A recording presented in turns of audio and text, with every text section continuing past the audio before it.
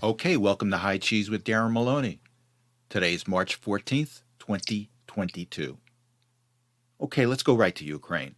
They had another round of negotiations this morning. Apparently, it was a video conference meeting, but due to a technical glitch or a technical problem, they had to push it out until tomorrow. Now, you would think in today's world, all this technology, that they would have better equipment or better sources of communicating.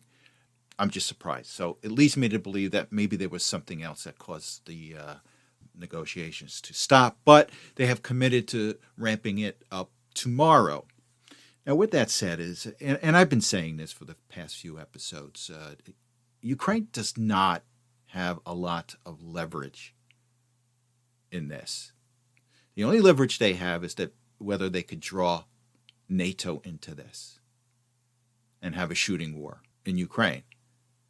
And even if they draw NATO into this, it'll be a terrible experience for the Ukrainian people and the country. So let me just switch to a Fox interview. And again, I'm surprised at Fox. They are really pushing for this war. They are really pushing for an American involvement in a war with Russia. Even more so than they did during the Iraq War. And it's just very surprising by Fox. You think they would have learned, but again, apparently they haven't. It leads me to believe they have their own agenda on this. So who they interviewed is Neil Ferguson. Apparently Neil Ferguson is a fellow at the Hoover Institute, which is a conservative, or they call it conservative think tank. And he's involved with some international think tank at Harvard University, or an international department at Harvard University. So let's go to the clip and then we'll discuss. How does this play out? If I'm to talk to you in 6 weeks, what is the result of this? I'm very sorry to say that I fear Ukrainian resistance will ultimately be crushed by the sheer might of Russian bombardment. Putin is going to grind out further advances. Right. He still has a chance of encircling and taking Kyiv, and I'm very much afraid that unless the Biden administration changes its strategy and stands up to Putin and tries to bring an end to this war, it is going to end in a hideous and brutal victory by Russia, which will leave Putin intact, and our strategy will have failed completely. That is what I fear we'll be discussing, maybe in less than 6 weeks. Yeah, I wish you weren't right so often with that result, but sadly, I think you are. Neil Ferguson, thanks so much. Appreciate it. Well, there you go. Russia's just going to grind Ukraine down. Now, I think Ferguson saved his next appearance on Fox, because I think he totally killed himself with the first part of this clip. But then he saved himself because he said, unless the U.S. gets involved, Russia's just going to grind Ukraine down. And here's the problem with the neocons, is that they never tell you, well, what's going to happen once the United States gets involved? Does that mean a kinetic war? Does that mean World War III? They never tell you that. They never tell you what the consequences are of any of these decisions.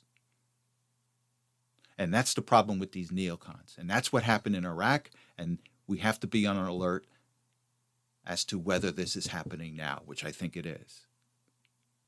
I think the media is pushing us toward a war with Russia, and we have to make sure that does not happen. And I'm talking about a kinetic war. Because I don't want to send your kids to fight for a border when we can't even defend our own border. And they continue to push.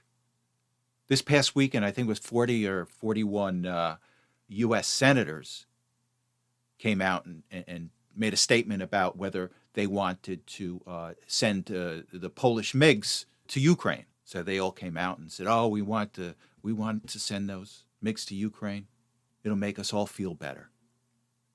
And that's what it's all about with these senators. It's all about them feeling better. And I'm quite surprised some of the people that were on this list. They've become neocons. They haven't learned from the past.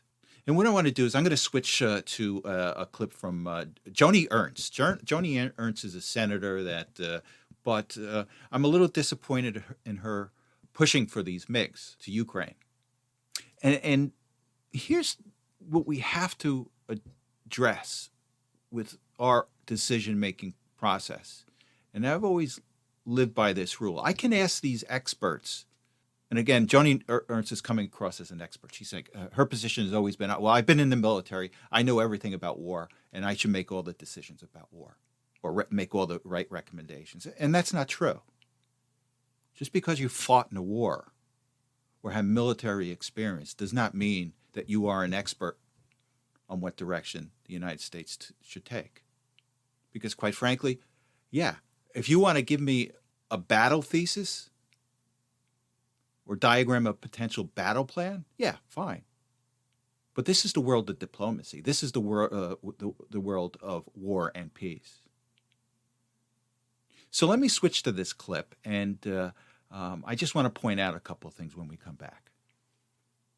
But, folks, we are not moving nearly fast enough. We must move faster. If we don't, we will see additional lives lost.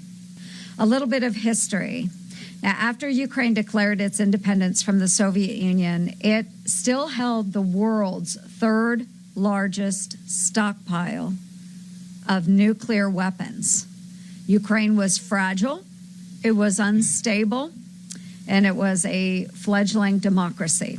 So America stepped up at that time, and we made an agreement with Ukraine. That agreement was that in exchange for protection by America, Ukraine would surrender its nuclear arsenal. That agreement still stands today. Well, I'm sorry, Joni, but you're wrong. You're either misleading the American people or you're misreading the Budapest Agreement. Now, what Ernst is referring to is the Budapest Agreement. It was an agreement signed among the United States, Great Britain, Russia, and I think Ireland. And it had to do with, after the fall of the Soviet Union, there was a number of nuclear missiles that were in Ukraine. And there were missiles there. The Ukrainians didn't know what to do with it because the codes and the ability to shoot those missiles was still with Russia. So Russia, the United States, again, Great Britain, I think Northern Ireland, agreed to dismantle those missiles. And as a result of that dismantling, they came to this agreement. Now, this is not a treaty.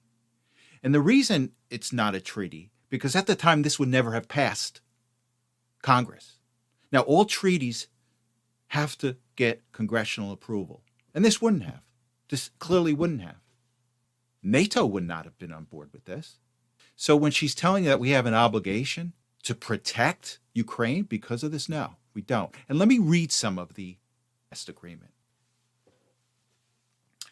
The United States of America, the Russian Federation, and the United Kingdom of Great Britain and Northern Ireland reaffirm their commitment to seek immediate United Nations Security Council action to provide assistance to Ukraine as a non-nuclear weapon state party to the Treaty of the Non-Proliferation of Nuclear Weapons.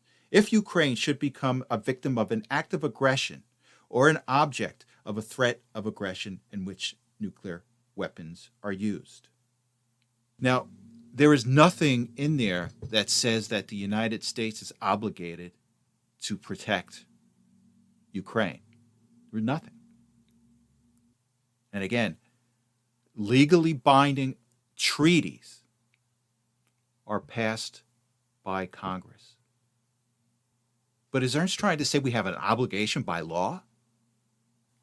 Even if this was a treaty, there's nothing in there that says we have an obligation to protect Ukraine. So, Joni, you're misleading the United States people when you say that we have an obligation to protect. And I'm sorry, that's just the way of the world. You're trying to mislead America into sending our kids to go fight.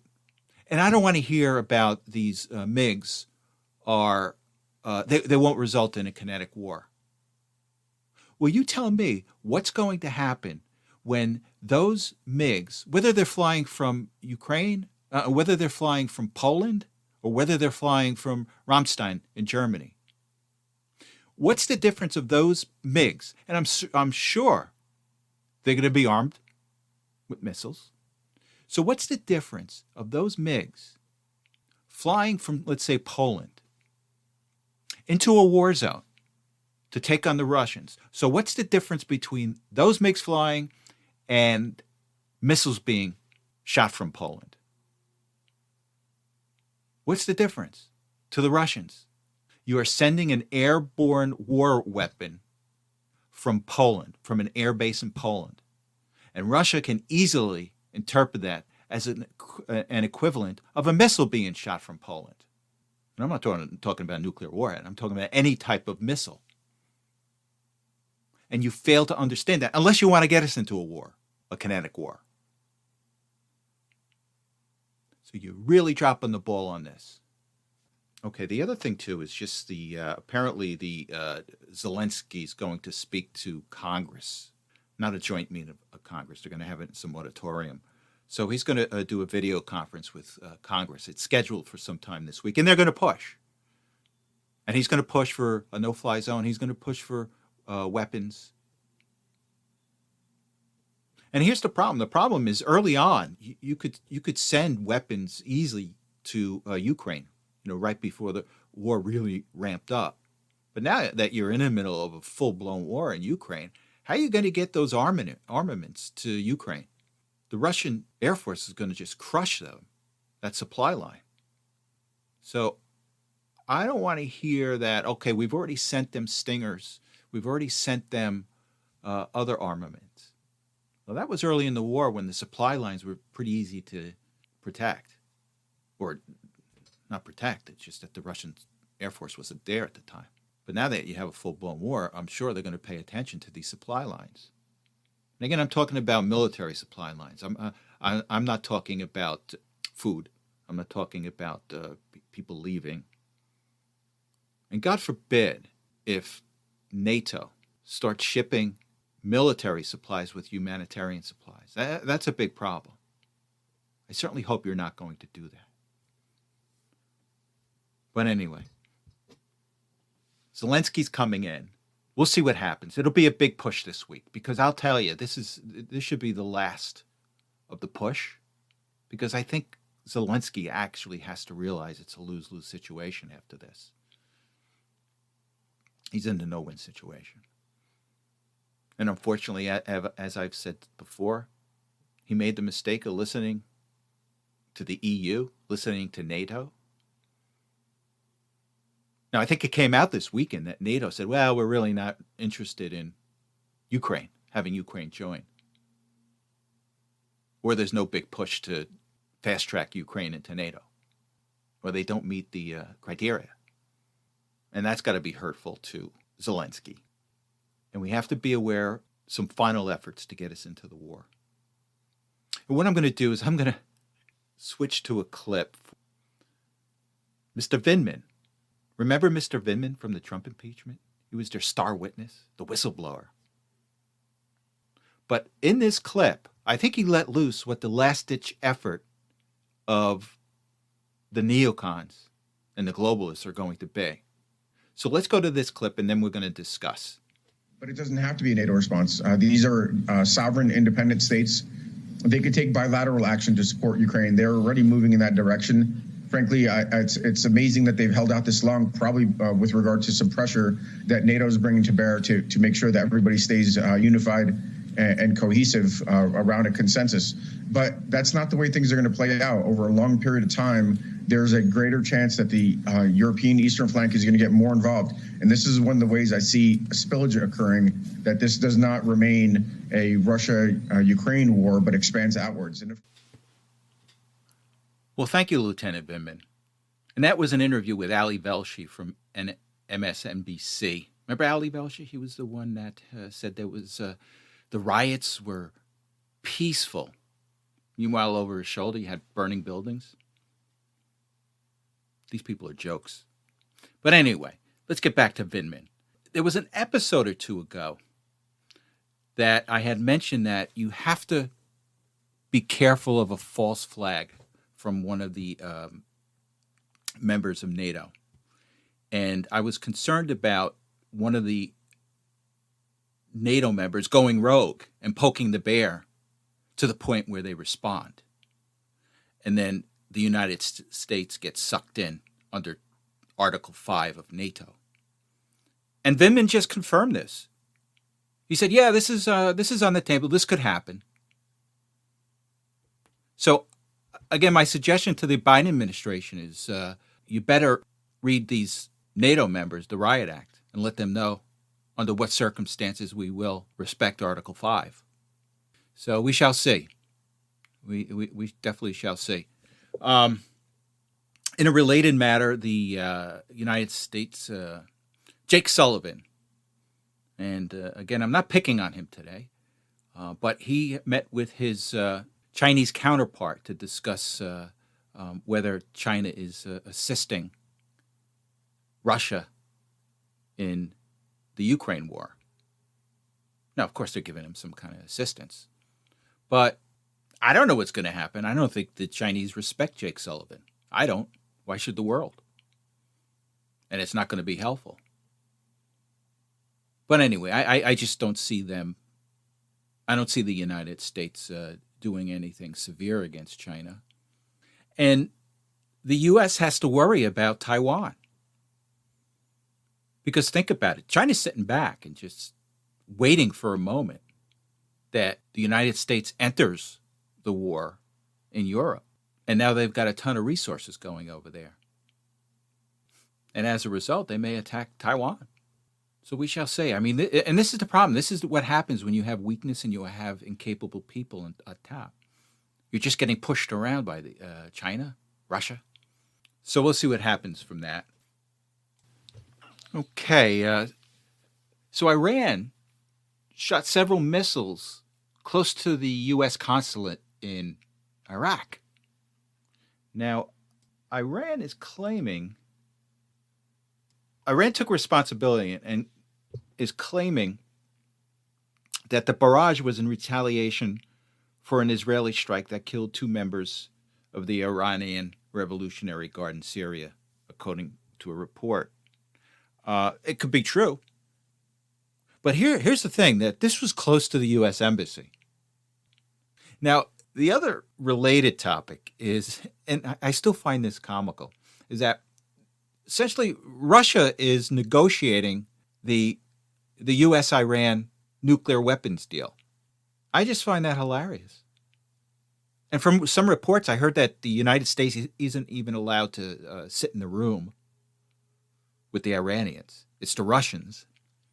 And then the Russians come out and then talk to the United States representatives on this. I mean, you just can't make this up.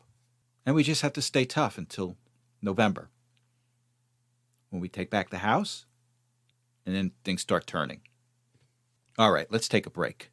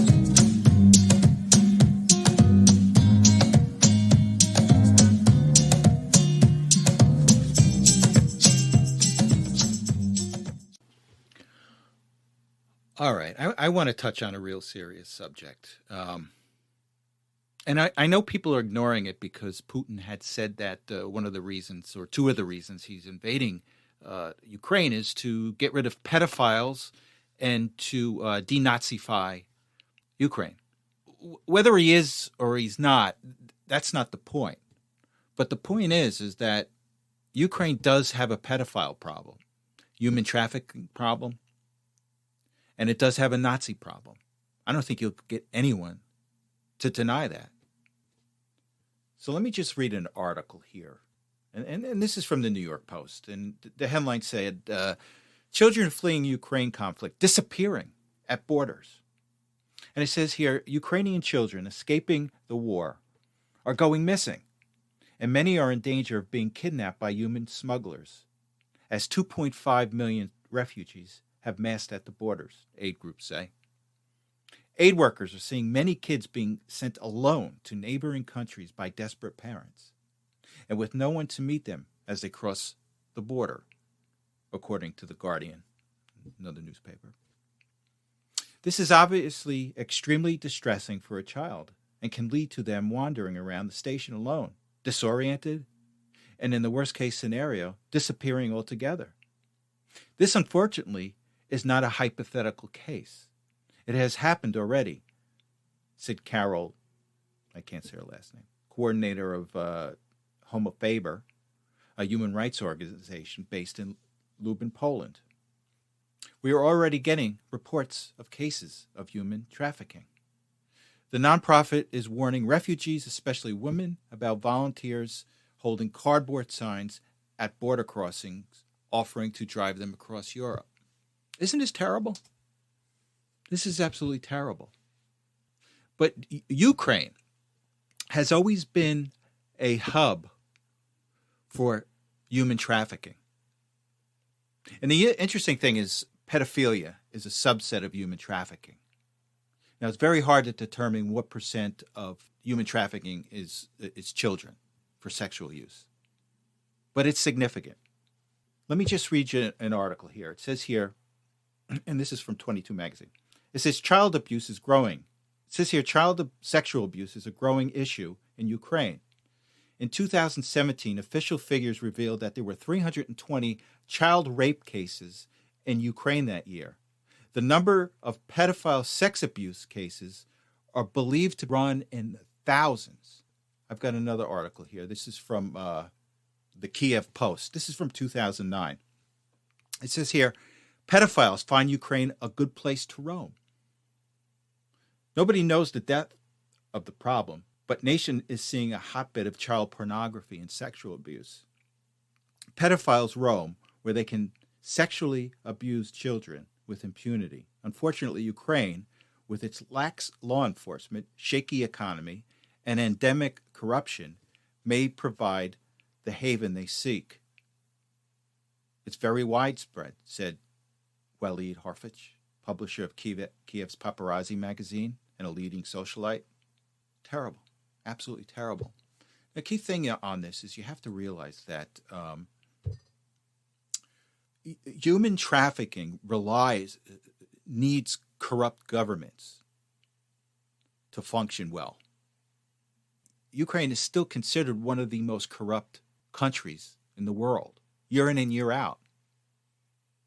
It's always at the top of the list for corruption. And human traffickers know this. They get to pay off the local magistrate, the local cop, the mayor. And that's what happens. And what happened is the Ukraine has become a hub for that area of the world. So it's not just the Ukrainian kids and Ukrainian women that are being trafficked, and men too. Men are trafficked also. But it acts as a hub. It's an international hub where human traffickers go and distribute their children and women and men to different parts of the world. Now, it says here, and this is from a LinkedIn article I had read, it says human trafficking has always been a problem in Ukraine before the war. This includes both cross-border and internal trafficking. According to data from the International Organization for Migration, between 1991 and 2014, over 120,000 Ukrainians have become victims of human trafficking. And that's just Ukrainians. That's not the people that pass through the country to be distributed throughout the world. So Ukraine is not perfect. It's far from perfect. And the media shouldn't ignore the fact that they do have problems. We don't like the fact that they're in war with Russia, but we still have to face the fact that Ukraine was a hub for human trafficking. Now, the other issue also is the Nazis. Ukraine has a neo-Nazi problem. Now, they actually have a battalion in the army. And you should see their flag. Their flag, the battalion's flag, is similar to the SS, the Nazi SS flag. Can't make this up. Yeah, here's a headline here from NBC. It says Ukraine's Nazi problem is real, even if Putin's denazification claim isn't. Well, that's not the point. The point is they have Nazis in Ukraine. In other developments, Ukraine in recent years erected a glut of statues honoring Ukrainian nationalists whose legacies are tainted by their indisputable record as Nazi proxies. The Forward newspaper cataloged some of these deplorables. Isn't that nice? They used the term deplorables in this article. Clearly, the intent was to link these Nazis with the deplorables in the United States. One of these deplorables is Stepan Bandera, leader of the Organization of Ukrainian Nationalists, whose followers acted as local militia members of the SS and German army. Ukraine has several dozen monuments and scores of streets glorifying this Nazi collaborator, enough to require 2 separate Wikipedia pages. Another frequent honoree is Roman Shakayev, revered as a Ukrainian freedom fighter, but also for the leader of a feared Nazi auxiliary police unit that, the Forward notes, was responsible for butchering thousands of Jews and Poles. Statues have been raised for Yaroslav Stetsko, a one-time chair of OUN, who wrote, "I insist on the extermination of Jews in Ukraine." Far-right groups have also gained political currency in the past decade. None are more chilling than Swoboda, whose leader claimed the country was controlled by Muscovite Jewish mafia, and whose deputy used an anti-Semitic slur to describe Ukrainian-born Jewish actor Mila Kunis. Swoboda has sent several members to Ukraine's parliament, and just as disturbing, neo-Nazis are part of some of Ukraine's growing ranks of volunteer battalions. They are battle-hardened after waging some of the toughest street fighting against Moscow-backed separatists in eastern Ukraine following Putin's Crimean invasion in 2014. One is the Azov Battalion, founded by an avowed white supremacist who claimed Ukraine's national purpose was to get rid of the Jews and other inferior races. In 2018, the U.S. Congress stipulated that its aid to Ukraine couldn't be used to provide arms, training, or other assistance to the Azov Battalion. Even so, Azov is now an official member of the Ukrainian National Guard. So this is all true. I think a lot of the media is trying to say this doesn't exist. The point is that we have to know, in order to make a valid, rational decision about Ukraine, it has a Nazi problem, it has a pedophile problem, and it's corrupt. Now, some people may say, well, it's getting better. That's not the point. The point is you are what you are.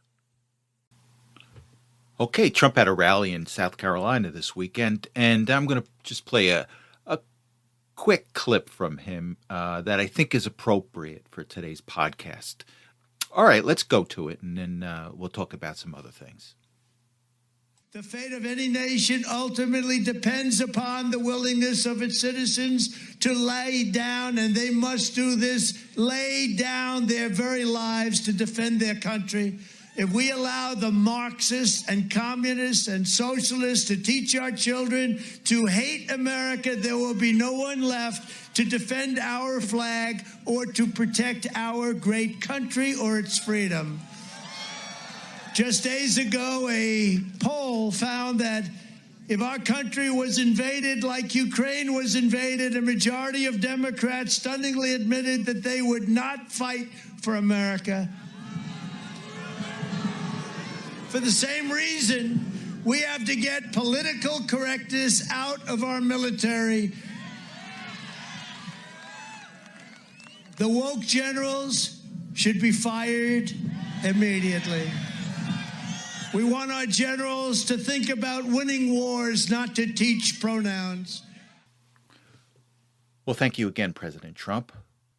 Okay, last week Congress passed supposedly a $1.5 trillion budget. Now, I don't know if you read the headlines and everyone said $1.5 trillion budget passed by Congress. Well, our budget isn't $1.5 trillion. In reality, our budget is closer to $6 trillion.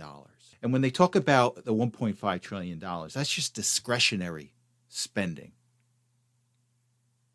Now, a majority of the budget, a majority of the $6 trillion budget is non-discretionary spending, Social Security, Medicaid, Veterans Affairs, other obligations, debt, and it just leaves $1.5 trillion to be spent on discretionary items.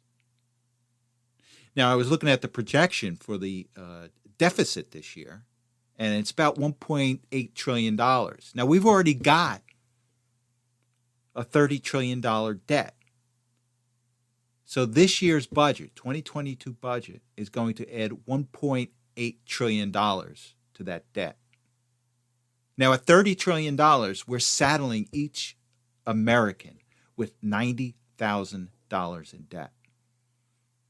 That's a small mortgage, but that's what we're doing.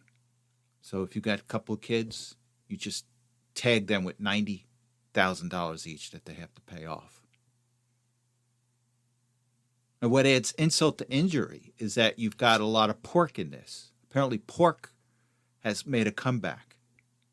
I'm hearing wild stories on what's in it. And if we're really going to start chipping away at our debt, we have to start chipping away at our discretionary spending. Now, there's some things we can do on the mandatory spending. Like with Social Security, you can, tweak certain things to bring in additional revenue.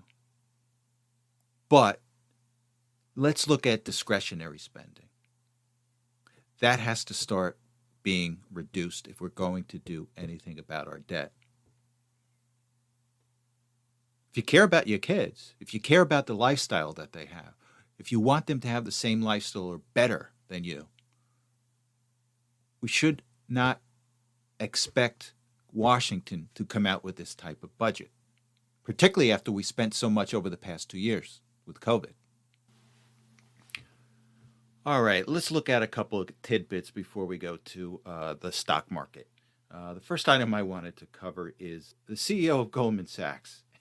And I guess he was interviewed about the Russian sanctions. And he said, well, let me read the headline. It says, Goldman Sachs CEO says ostracizing Russia isn't the finance industry's job. And he says that it's not. He says, he's implementing it, but he doesn't think that isn't the finance industry's job to do this. Now, it's kind of an interesting take on this. And I don't know if he's trying to confuse everybody or not. But let me just read a little bit about what he said. He goes, and he was asked about the sanctions and taking Russian banks off the SWIFT system and other financial sanctions. So anyway, he says, well, I don't know if it's the job of the large financial institutions to ostracize Russia. We operate in a financial system that has a regulatory and governmental overlay. The government, I think, in this case, appropriately has decided to place sanctions on Russia. And it's our job to make sure that we are executing against the legal letter of the law of those sanctions, but also the spirit of those sanctions, which basically requires to wind down our business in Russia. Again, he says, I don't think businesses are supposed to decide how global trade works in the world. Now, look, I've been around long enough to know that these are the guys that are influencing the government on trade policy. So I think this is a bold-faced lie, what he's talking about. I think he does think that it is, and for some reason he's just lying. Now, Goldman doesn't have a large exposure to Russia, and it may have been a different story if they had a large exposure to Russia, but they don't. And I find it ironic that you have the CEO of Goldman saying this. Well, it's not our job to do it. But at the same time, in my last episode, I mentioned that some of the banks wouldn't loan to oil drillers. Well, that affects trade. And then there were some banks, I don't know if you remember a year or two ago, they weren't going to loan to gun manufacturers, or they threatened not to. Well, what is it? You're either involved or you're not involved. Again, I think this is one of these cases of obfuscating everything. They really don't want you to know what kind of influence they have. Now, the alternate observation could be that, well, maybe he's just, saying what Wall Street really is. They'll fund anything. Look at Brown Brothers. They funded the Nazis. So maybe he's just coming clean and says, hey, yeah, we'll fund anything as long as we can make money on it. But I don't think so. I think the intention here is just to confuse everybody. But we shall see. We really will. Now, here's a second story I just wanted to cover. Well, it says here, Rand Paul introduces amendment to eliminate Fauci's position as NIAID director. In other words, Paul says no one should have unilateral authority to make decisions over 1 million of Americans, which is true. And this is taken from Fox. And it just says Rand Paul on Monday introduced an amendment that will eliminate Dr. Anthony Fauci's position as the director of the National Institute of Allergies and Infectious Diseases and decentralize it so no one person can act as a dictator-in-chief in the name of public health, the senator said. I like the idea. I think we should do it with most federal agencies. All of our federal agencies needs to be revamped. All the regulations, all the structure, they have to be revamped. And I like this. But at the same time, I don't want this to get Fauci off from the investigations that are coming once the Republicans take the House back. So this is a good start. But again, I just don't want, I want to make sure that this doesn't take Fauci off the hook for the terrible policy, our terrible, deadly COVID policy over the past few years.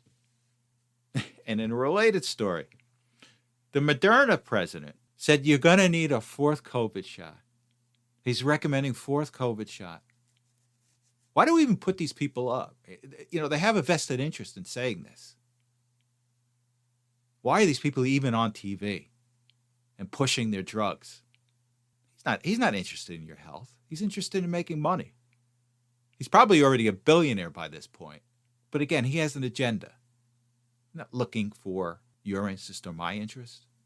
Because if they were, if the pharmaceutical industry was interested in your health and my health, they would not have been blocking all these FOIA requests, which have been recently released only because of litigation or potential litigation of the studies on these vaccines. They've had a document dump of thousands and thousands of pages on these studies coming from the pharmaceutical industry on the COVID vaccines. And we'll see what happens. Okay, let's talk about the financial markets. The big news for this week is the Fed is meeting on the 15th and 16th, and today is March 14th, 2022.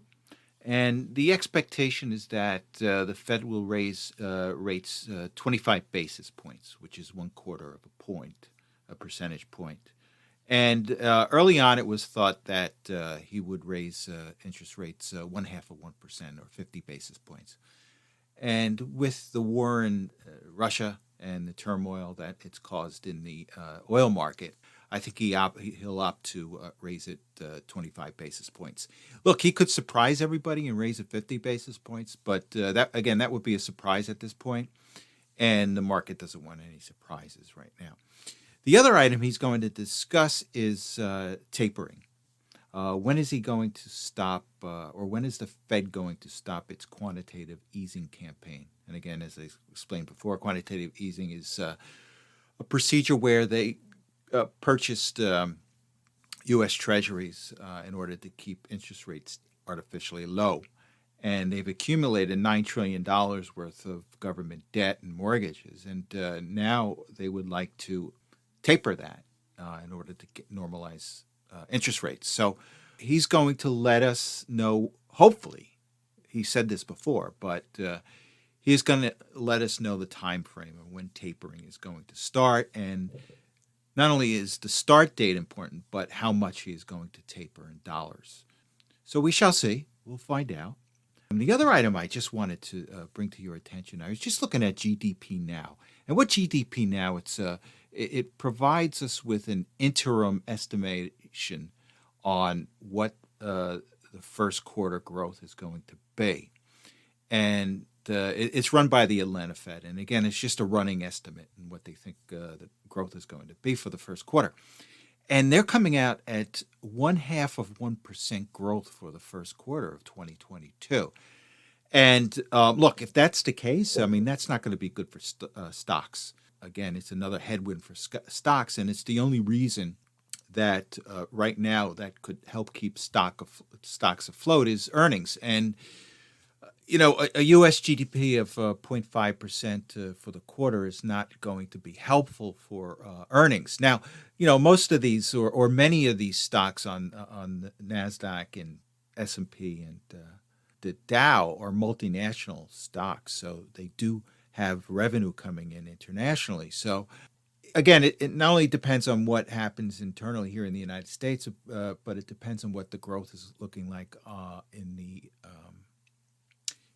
the international level. So we shall see on that. All right, let's go to the Dow. The Dow finished unchanged today at 32,945.24. Year to date, the Dow is down 9.34%. The S&P was down 0.74% to 4173.11. For the year, the Dow is down 12.44%. NASDAQ was down today 2.04% to 12,581.22. For the year, NASDAQ is down 19.58%. The 10-year bond was up 12 basis points to 2.142%.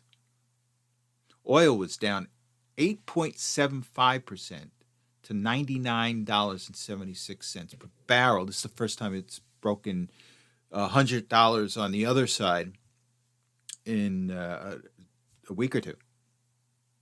And again, this is probably reflecting the fact that oil is becoming normalized. I think people, even with the sanctions, the U.S. sanctions on Russian oil, people kind of finding their level, their equilibrium level, and the United States is finding alternate buyers, whomever it may be, but it has stabilized the market in a sense.